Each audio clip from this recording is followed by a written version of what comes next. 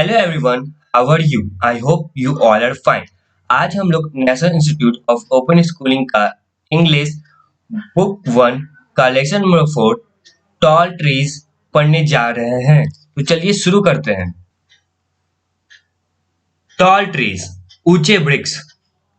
Think of some tall trees you have seen. सोचो कुछ बड़े पेड़ के बारे में जिसे तुमने देखा है। You find them in village, तुम उसे गांव में खो सकते हो। इन गार्डन, बगीचों में। On the road side, in town, शहरों में सड़क के किनारे। इन फॉरेस्ट, जंगलों में। एंड ऑन माउंटेन स्लॉप, या फिर पहाड़ी ढलानों पर। And may be you you even have one such a tree in your courtyard. और शायद यहाँ तक कि तुम्हारे पास उसी तरह का बड़ा ट्री तुम्हारे आंगन में हो। Have you ever observe trees carefully? क्या तुमने कभी किसी पेड़ को ध्यान से देखा है? Have you notice how trees silently offer care and protection to all? क्या तुमने कभी ध्यान दिया है कि कैसे जो पेड़ हैं चुपचाप हमें ऑफर करते हैं देखभाल और सुरक्षा। ऑफर मतलब प्रस्ताव देना। Read the poem to find out what the poet thinks of when he looks at tall trees. कविता पढ़ो और ढूंढो कि क्या एक कवि सोचता है जब वह लंबे पेड़ को देखता है। He imagines them to be watching. वो कल्पना करता है उसे देखते हुए। Sheltering and peeping like human being. पहना और छाप देता है मनुष्य को। कौन देता है? पेड़ देता है।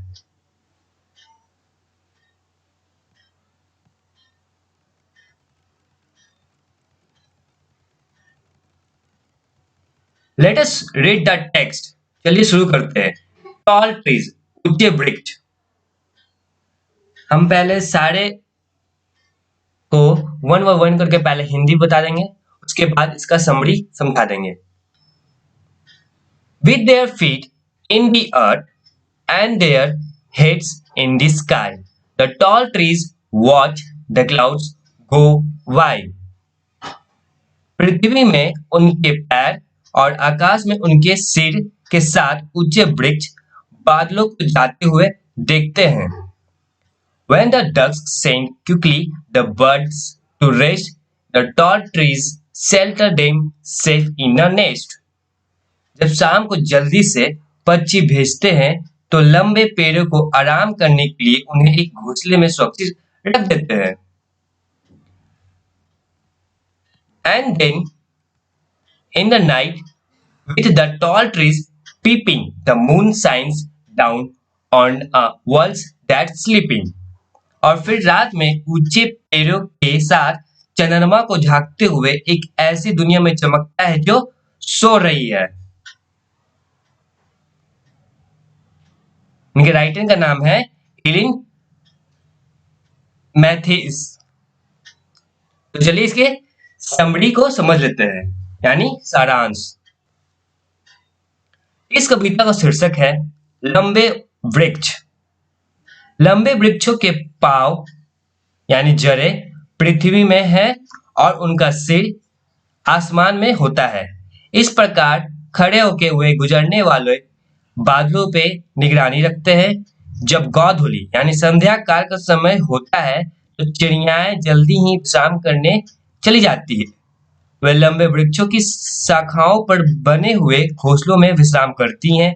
रात्रि में लंबे वृक्ष चारों ओर झांकते हैं। चंद्रमा चमकता है और नींद में डूबे हुए समूचे विश्व पर छा जाता है। इस तरह से कविता खत्म हो गया।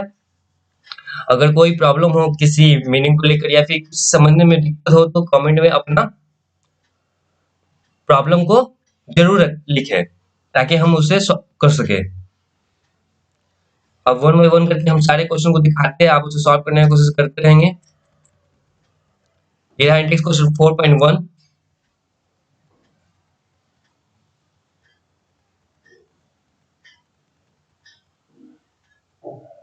ये रहा इंडेक्स क्वेश्चन 4.2। ये रहा इंडेक्स क्वेश्चन 4.3।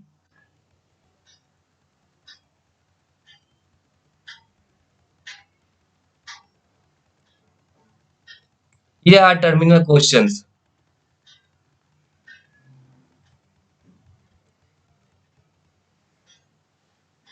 और ये रहा आंसर।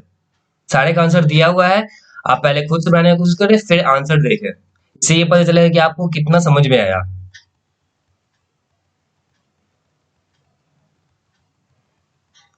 और इस तरह चैप्टर 4 खत्म हो गया।